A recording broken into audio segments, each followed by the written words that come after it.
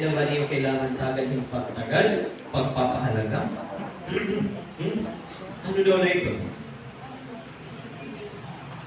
Marka mo ang Nescafe nga advertisement. Diba? Anong pakialam na itong Nescafe? Para kanino ka bumaba. So ito nga baton, ito nga pakialam is a question of what do you value most in life? Ano ba ang bakit ka bumabangon? Para kanino ka bumabangon? Why are you going to school? Why do you keep on studying? Kaya ano nag-aaral kayo maupay? Because may anali mo value.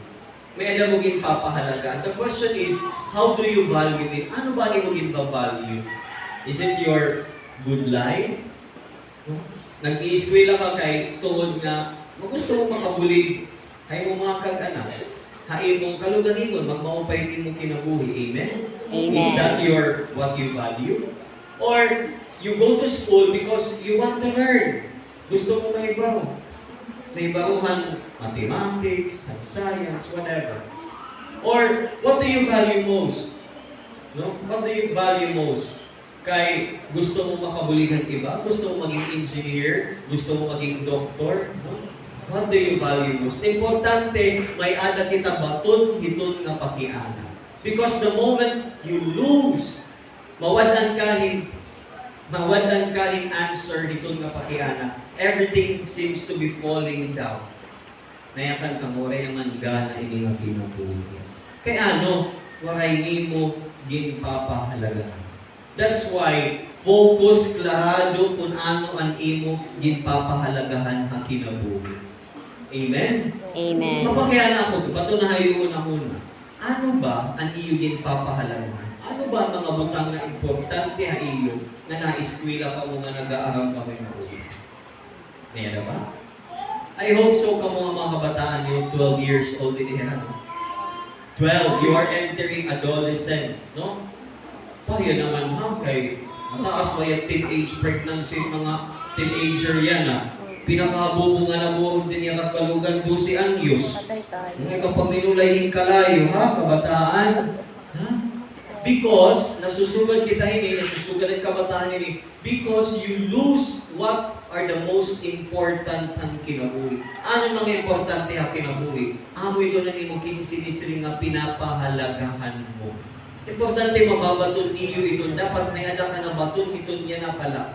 Bisan gaano ka simple nga baton, importante may ada ni mo baton. Amen? Amen. Pahasin ko nga may ada ni mo pinahahalagahan hakinabuhi. And I think that's the essence of education. And yung teachers nagtutugtuhay yung mahibaro ka mo, hin pagtagal, paghatag hin value ang atalan ng mga butang. Nahinom dumakuhan, high school ako, I was graduating then. I have a teacher in economics. Nayahan na akong teacher, kaya magaling-asa kami ang klase. Pukpok niya kamot kada niya ng isa. He was doing something. Magaling-asa niyo. That time, nainit iya gihapon namin kay gintagan kami ng assignment, kuray kami pagbasa, and readings na kinahanglan namin basahon, nag-recitation niya, so ginpukpok niya iya kamot, didahan lamisa. We were all shocked. Nayakan niya, I can give you easily 95, ano ba gusto ng grade in 95? I can easily give you 100. Kadagmit hiton. Out of his anger, was able to say that, to set those words. Pwede ko kamutagan in 95, ngayon na akong teacher. Pero balik ka mga liha ako after 10 years, concede na ako kung ano na iyo nahimo ang kinabuhi. Ano na iyo nahimo ang Pilipinas.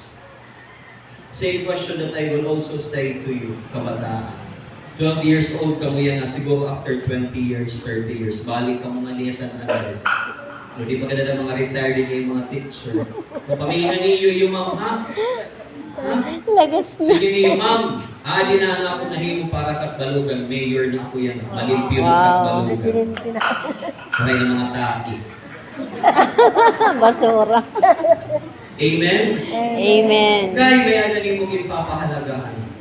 Because you value something. Amoy ni paray natin mga Pilipino, you go to Japan, di ba? You know the Japanese?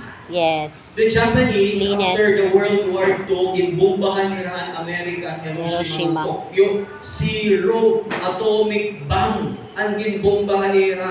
Kablas, ang hadtuan ay kakagamhanan na nasyon na empire, Japanese Empire, World War II, yan ang kablas in tawag ginbombahan ang Amerika. Waray-warayan. But look at Japan right now. Hi by Japan yan. Number. Because they have loved so much their country. May adera pakigugma, kaira, country. And they also love their work, they value their work, they value their people. This is also same challenge that I am giving you, my dear children, mga kabataan ko. Mga kabataan ng San Andres Elementary School. What do you value most? Importante may anak ang hiton? Bakit? Amen? Amen.